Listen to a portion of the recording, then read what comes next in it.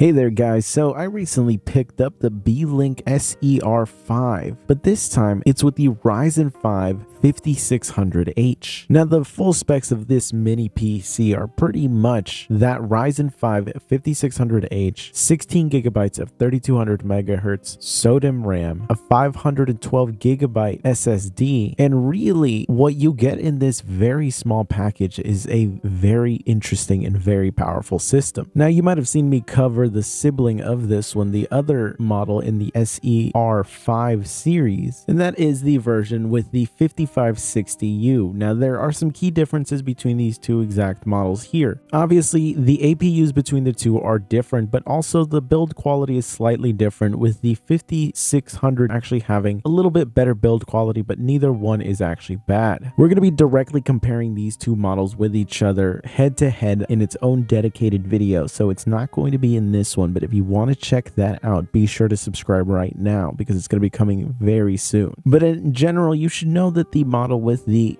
5600H is just, by the nature of the system itself, it's just going to use more power. The APU has a TDP setting of 35, even though the chip itself is supposed to have a default of 45. The manufacturer chose to cap it out at 35, and while it's unfortunate that we lose out on some of the performance here, based off of the temperatures that we get out of this, it was a necessary move, and we'll go into more detail on that later. Right now, let's take a look at how it does on some games. Now, what you're going to find while playing on this specific system is that in a lot of esports titles, you're going to have a perfectly fine time. Games like Rainbow Six Siege, which is what you're seeing here right now running with the built-in benchmark, give you some pretty fantastic levels of performance. Now, of course, you do have to run this at the lowest graphics settings, and FSR on performance mode is being used here, but we are at the full 100% native resolution, and FSR is what's doing the upscaling for us. So while visually it doesn't look amazing, it does let you play the game at a really nice level of performance. Those 1% lows in particular pretty much mean that if you have a 144 hertz display, you can actually utilize that here. In general, it's pretty impressive levels of performance. And of course, a game like Valorant also ends up giving you a fantastic level of gaming performance here that really you're left not even thinking about getting more performance out of your system as much as just getting yourself a monitor that can actually keep up with the level of performance. Pairing this system up with a 144 hertz 1080p display is not a bad combo at all. With the games that are going to have the biggest gain from monitors like that, you can play those games on here. So even with a budget system like this, it actually does seem like with specific really popular titles, you're actually going to be able to get really incredible levels of performance to the point where this little mini PC is not the bottleneck of your system at that point. It's your monitor.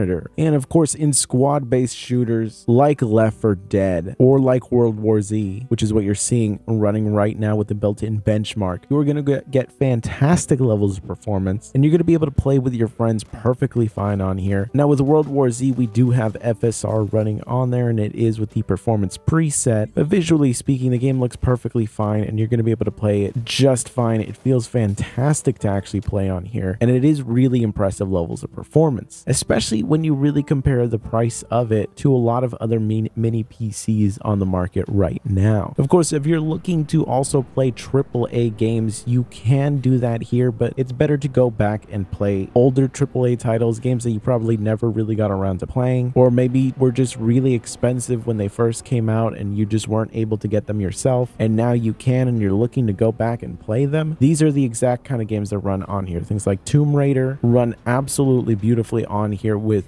a mix of medium to high settings, and in general you're going to get a really enjoyable experience here. Of course, as you move throughout the years, things are going to get impacted more and more when it comes to the AAA titles, but there are still a lot of games that you're going to be able to get a close to 60 FPS gaming experience, and we are talking about the full 1080p resolution. So games like Shadow of Mordor are going to give you some pretty great results on here, and it's exactly the kind of game that you could play on here and have a great time time just hooking this up to a living room. You can just throw this game on, have a controller, and you'll have a great time. Of course, as you move closer to modern day when it comes to AAA titles, you are going to find some that are just not going to perform to that 60 FPS level. There are going to be a lot of them where they're going to be a lot closer to a 30 FPS gaming experience at 1080p, still more than playable, but there are people out there that just find anything below 60 to be unacceptable. If that's you, you can of course start to drop the resolution down a bit. Just going down to 900p can boost a lot of AAA titles from a 30 FPS experience more to a 50, sometimes in the mid 40 FPS gaming experience, which is a noticeable boost in comparison to 30 FPS without much of a sacrifice in terms of resolution. In a lot of titles, you'll just find that 900p is about the sweet spot, but in some of them you do have to go down to 720p. One of the biggest benefits really of dropping down to 900p is that in a lot of titles it actually completely levels out the frame time experience. There will be some titles where at 1080p you will see some pretty major fluctuation between your 1% lows and your averages, just because it's really struggling to try to get you that experience there. But once you go down to 900p, things balance out a lot more and your frame times end up being a lot more consistent. So really the biggest boost sometimes isn't necessarily the FPS that you gain as much as the consistency that you gain.